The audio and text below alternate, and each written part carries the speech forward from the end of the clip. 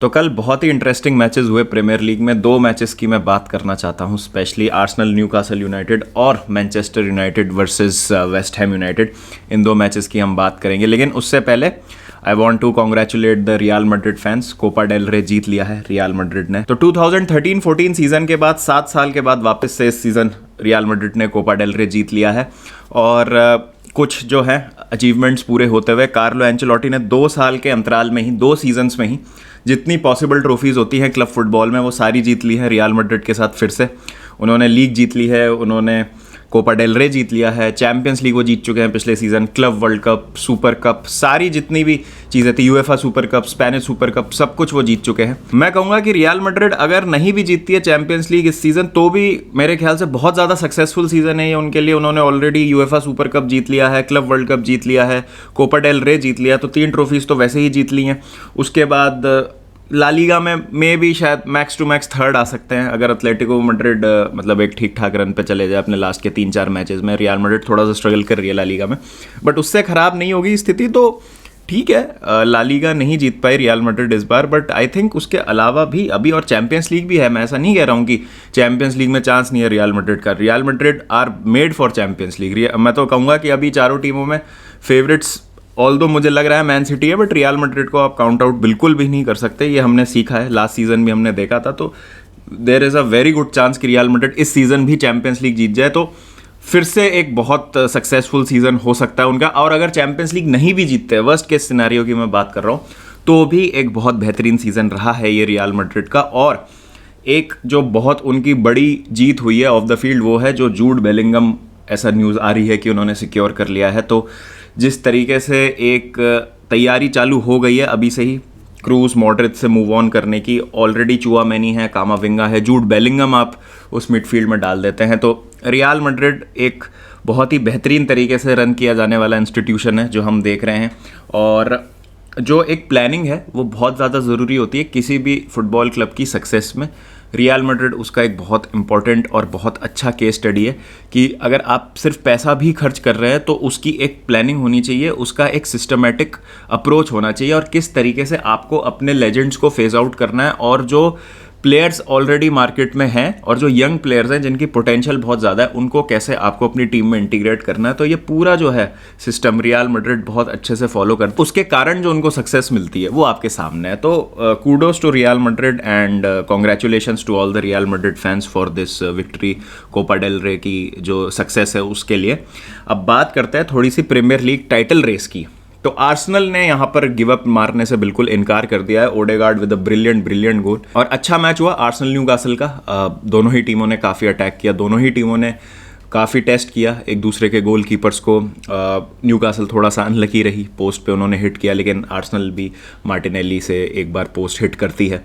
और चांसेस दोनों ही टीम्स ने काफ़ी क्रिएट करे, लेकिन एंड में आर्सेनल ने रिजल्ट निकाल लिया जो कि उनकी टाइटल रेस के लिए बहुत ज़्यादा इंपॉर्टेंट था, क्योंकि यहाँ पर लीड से मैच ऑलरेडी जीत चुकी थी मैनचेस्टर सिटी, और यहाँ पर अगर हार जाती न्यूकासल से आर्सेनल तो उनको दिक्कत हो सकती थी। अब मुझे लगता है कि बाकी के जो मैचेस बचे हैं वो आर्सेनल के स्ट्रेट फॉरवर्ड है प्रिटी मच, और वो उनको जीतने चाहिए। ये न्यूकासल वाला मैच जो था उनका, ये जो बाकी का बचा हुआ रन था लास्ट के 5-6 मैचेस का, उसमें 2 मैचेस थे जो उनको सब बोल रहे थे कि ये 2 मैचेस उनके लिए डिफिकल्ट साबित हो सकता है, चेल्सी और न्यूकासल, और दोनों ही मैचेस में उन्होंने बहुत अच्छी परफॉर्मेंस दी है। उसमें आप कह सकते हैं कि किसी तरीके का उन्होंने कमबैक कर लिया है वहाँ से, बिकॉज बहुत मुश्किल होता है ऐसी स्थिति में कि जब आप अपने डायरेक्ट टाइटल राइवल से एक मैच हार जाएं इतनी कन्विंसिंग तरीके से, और उससे पहले आप एक 3 मैच आपने ड्रॉ करा लिए हैं टाइटल रेस में, तो अपने आप को पिक करना, कॉन्फिडेंस वापस लाना थोड़ा मुश्किल होता है। तो लेकिन आर्सेनल ने दिखाया कि 2 जो इतने मुश्किल मैच थे और बड़े मैचेस थे, मुझे लगा नहीं था कि आर्सेनल जीत जाएगी। इन ऑल ऑनेस्टी मुझे लगा था कि न्यूकासल यहाँ पर एक विन निकाल लेगी और कंफर्टेबल विन निकाल लेगी, लेकिन इससे पता चलता है कि इस आर्सेनल टीम की मेंटालिटी उतनी फ्रेजाइल नहीं है जितनी हमको लग रही थी शायद, और लॉन्ग टर्म में ये टीम बहुत कुछ अच्छा अचीव कर सकती है। मे बी शायद थोड़ा लेट हो गया है, लेकिन अभी भी जैसा हम कहते हैं कि crazy things can happen in football. Man city यहाँ पर पॉइंट्स ड्रॉप कर देती है क्योंकि फुटबॉल में हम कुछ नहीं कह सकते। मे बी एक दिन उनका अगर खराब हुआ और आर्सेनल वहाँ पे पाउंस कर ले तो शायद उनका कमबैक अभी भी हो सकता है टाइटल रेस में, बट एज थिंग स्टैंड अभी भी 1 पॉइंट का गैप है मैन सिटी और आर्सेनल में, और मैन सिटी के पास एक गेम इन हैंड है। तो crazy things happen in football, जैसा मैंने कहा, तो क्रेजी थिंग्स मैनचेस्टर यूनाइटेड के साथ होती हुई थोड़ी सी वेस्ट हैम यूनाइटेड ने हरा दिया है उनको, लगातार दूसरी लॉस हो गई उनकी, ब्राइटन से हार गए वो, अब वेस्ट हैम से हार गए हैं।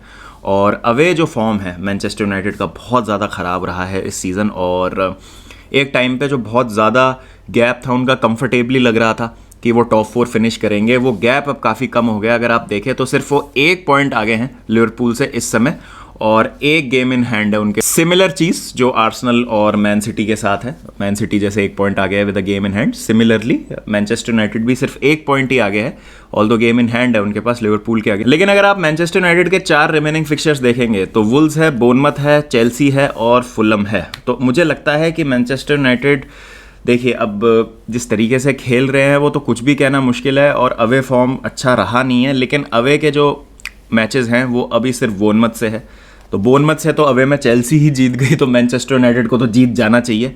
Chelsea Manchester United at home, again Chelsea ने भले ही बोर्नमथ को हरा दिया, लेकिन आप एक ऐसा मैजिकल टर्न अराउंड मत एक्सपेक्ट कीजिएगा चेल्सी से कि एकदम आके वो मैनचेस्टर यूनाइटेड के अगेंस्ट बहुत ही बेहतरीन फुटबॉल खेलेंगे और 3 पॉइंट उनसे ले जाएंगे ओल्ड ट्रैफर्ड पे। मुझे नहीं लगता ऐसा होगा। आई थिंक मैनचेस्टर यूनाइटेड, मुझे लगता है कि ये चारों ही मैच जीत जाएगी, बिकॉज दे नो कि यहाँ पर अब 1-1 पॉइंट जो अगर उन्होंने ड्रॉप किया तो लिवरपूल के लिए बहुत ज़्यादा बेनिफिशियल साबित हो सकता है। यहीं हम अगर लिवरपूल की बात करें तो उनके जो 3 मैचेस हैं वो हैं लेस्टर, एस्टन विला और साउथहैम्पटन, जिसमें लेस्टर और साउथहैम्पटन अवे मैचेस हैं, और दोनों ही टीमें बहुत ज़्यादा स्ट्रगल कर रही है इस समय रेलीगेशन स्क्रैप में। साउथहैम्पटन तो आप मान लीजिए कि ऑलमोस्ट रेलीगेशन उनका कन्फर्म ही हो चुका है, लेस्टर भी रेलीगेशन से लड़ाई कर रही है। अब देखिए ऑन पेपर तो मुझे लग रहा है कि दोनों ही टीमें अपने रिस्पेक्टिव गेम्स जीत जाएगी। आई थिंक ये जो लिवरपूल का टर्न अराउंड हुआ है, फॉर्म में थोड़ा सा लेट हुआ है, तो मैनचेस्टर यूनाइटेड के पास just enough time to secure their top 4, but जैसा मैंने कहा क्रेजी थिंग्स हैपन, और स्कोप है यहाँ पे। जैसे Fulham is a decent team, और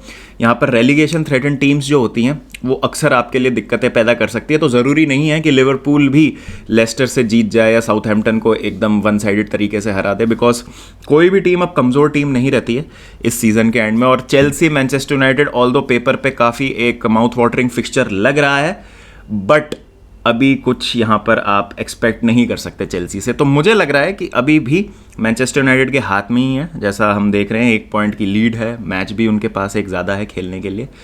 लेकिन जिस तरीके के वो फॉर्म में है, क्या नर्व्स आ रही हैं, थोड़ी सी क्रीप इन हो रही हैं, थोड़ा सा डिरेल सा हो गया है सीज़न ये लास्ट के कुछ मैचेस में, और इतनी कन्विंसिंग नहीं लग रही है टीम। तो देखिए पहली बात तो ये टेन हाग की कन्वेंशनल सिस्टम नहीं है जो खिला रहे हैं वो इस मैनचेस्टर यूनाइटेड टीम से। उन्होंने क्या किया है कि आइडेंटिफाई किया है कि जो उनको प्लेयर्स अभी मिले हैं उसमें उनकी क्या स्ट्रेंथ्स हैं, क्या वीकनेसेस हैं, और उनको मद्देनज़र रखते हुए उन्होंने एक ऐसी टीम सेटअप कर दी है जो इन प्लेयर्स के स्ट्रेंथ्स पे खेले, और उससे फिर उन्होंने रिजल्ट्स अचीव करे हैं। तो ये एक अच्छे मैनेजर की निशानी होती है कि जो उनको रिसोर्सेज दी जाती है उनसे वो बहुत एक ऐसी टीम बना सकते हैं जो थोड़ी किसी भी लेवल पे compete कर सके। फिर उसमें आप एडिशंस कर सकते हैं और आप अपने तरीके की एक टीम सेटअप कर सकते हैं। अब डेविड डेया ने यहाँ पर बहुत ज़्यादा, फिर से मैं कहूँगा, लेट डाउन किया है। सेविया के अगेंस्ट भी जो सेकंड लेग था वहाँ पर उनकी इंडिविजुअल मिस्टेक्स थी, जिसके कारण खामियाजा भुगतना पड़ा था मैनचेस्टर यूनाइटेड को। कल भी एक स्ट्रेट फॉरवर्ड सेव था, आप एक्सपेक्ट करते हैं डेविड डेया जैसे गोलकीपर से कि वो उस तरीके का शॉट सेव करेंगे, लेकिन फंबल कर दिया उन्होंने, और उसके कारण जो है वो मैच हार गई मैनचेस्टर यूनाइटेड। आप ये भी बोल सकते हैं कि इनफेक्टिव है मैनचेस्टर यूनाइटेड पोजेशन के साथ, थोड़ा सा क्रिएटिविटी जो है वो कम लग रही है गोल के सामने, बट ये इवेंचुअली होता ही है। Teams tend to get found out, और वेयर आउट भी हो रही है, फटीग भी क्रीप इन कर रहा है जिस तरीके से मैनचेस्टर यूनाइटेड खेल रही है, क्योंकि ये सिस्टम आपने टेन हाग को आईएक्स में लागू करते हुए नहीं देखा था। ये एक काउंटर अटैकिंग टीम है मैनचेस्टर यूनाइटेड, और रैशफोर्ड इसीलिए has the chunk of goals अभी इस समय, और क्योंकि उस तरीके के अभी ज़्यादा प्लेयर्स हैं नहीं टेन हाग के पास जिस तरीके के प्लेयर्स उनके पास आईएक्स में थे। स्पेशली एक गोलकीपर जो बैक से बिल्ड करे तो काफ़ी ज़्यादा उस एरिया में इनफेक्टिव हो जाती है मैनचेस्टर यूनाइटेड, अगर हम बैक से बिल्ड करने की बात करें। और उस पर फिर अगर इंडिविजुअल एरर्स हो रहे हैं गोल कीपिंग में तो वो आपके केस को मदद नहीं करता है बिल्कुल भी। तो ये कुछ चीज़ें हैं जो मैनचेस्टर यूनाइटेड को आने वाले 3-4 मैचेस में ध्यान में रखनी है, और स्पेशली एफए कप फाइनल आ रहा है, वहाँ पे तो आपको अपने ए गेम पे रहना पड़ेगा। किसी भी तरीके की आप गलतियाँ अफोर्ड नहीं कर सकते अगेंस्ट मैनचेस्टर सिटी। और अगर मैनचेस्टर यूनाइटेड यहाँ पे टॉप 4 क्वालिफाई कर जाती है, प्लस 2 ट्रॉफीज जीत जाती है, लीग कप और एफए कप, तो ये एक बहुत ही ज़्यादा सक्सेसफुल सीज़न मैं भी उनके लिए मानूंगा कि एक बहुत ही अच्छा काम किया उन्होंने, जिस तरीके से लास्ट सीज़न उनका गया था और जो इस सीज़न में एरिक टेन हाग ने अचीव कर लिया है। लेकिन वो एक बहुत ही मुश्किल टास्क लग रहा है जिस तरीके से अभी मैनचेस्टर यूनाइटेड खेल रही है। तो देखते हैं क्या होता है, किस तरीके से मैनेज करेंगे टेन हाग बाकी के बचे हुए मैचेस को, और इंटरेस्टिंग होगा। चेल्सी मैनचेस्टर यूनाइटेड मैच अब इंटरेस्टिंग हो जाता है मैनचेस्टर यूनाइटेड के पॉइंट ऑफ व्यू से, बिकॉज चेल्सी ने मुझे लग रहा है रेलीगेशन बचा लिया है, तो अब चेल्सी को ज़्यादा कुछ है नहीं खेलने के लिए। टॉप हाफ में अब आ नहीं सकते, और बॉटम हाफ में आप 14-15 से नीचे जा नहीं सकते, तो pretty much there is nothing to play for Chelsea. तो प्रेशर शायद चेल्सी पे नहीं होगा उतना, लेकिन मैनचेस्टर यूनाइटेड पे बहुत ज़्यादा होगा, because they know Liverpool are breathing down their necks. तो अगर यहाँ पर किसी भी तरीके का स्लिप अप होता है तो लिवरपूल उसका फ़ायदा उठा लेगी। तो अब चेल्सी मैनचेस्टर यूनाइटेड जो मैच है उस पॉइंट ऑफ व्यू से बहुत ज़्यादा इंटरेस्टिंग हो जाता है। एक और जो टीम है जिस पर हमको नज़र रखनी चाहिए वो है ब्राइटन। इस समय अगर आप टेबल पे नज़र डालेंगे तो ब्राइटन जो है भले ही इस समय 7th पोजीशन पे हो, लेकिन उन्होंने सबसे ज़्यादा कम गेम्स खेले हुए हैं इस समय, 32 गेम्स ही उन्होंने खेले हैं। और अगर वो अपने सारे गेम इन हैंड जीत जाती है, अगर लिवरपूल के कंपैरिजन में बात करें तो जैसे लिवरपूल ने 35 गेम्स खेले हैं, तो अगर ब्राइटन अपने बाकी के 3 गेम्स जीत जाती है इन हैंड तो वो लिवरपूल से भी ऊपर हो जाएंगे पॉइंट्स टेबल में, 64 पॉइंट्स पे चले जाएंगे वो, 9 पॉइंट अगर उनके आ जाते हैं, और 62 पे है Liverpool with 35 games played.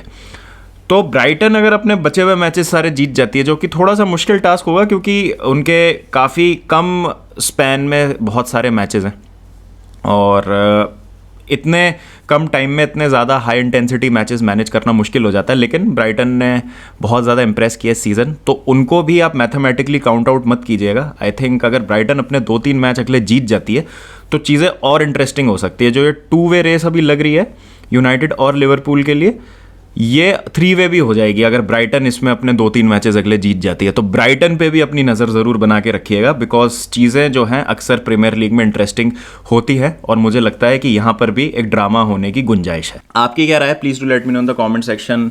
Do you think Liverpool can make it to top 4? I still think कि मैनचेस्टर यूनाइटेड ही फिनिश करेगी टॉप 4 में, बट जैसा मैंने कहा क्रेजी थिंग्स हैपन, और maybe Chelsea can throw a spanner into works, और कुछ इंटरेस्टिंग हो सकता है। तो आप बताइए आपकी क्या राय है। फिर मिलते हैं, आपसे जल्दी मुलाकात करते हैं। जब तक ध्यान रखिए अपना, टेक केयर एंड पीस।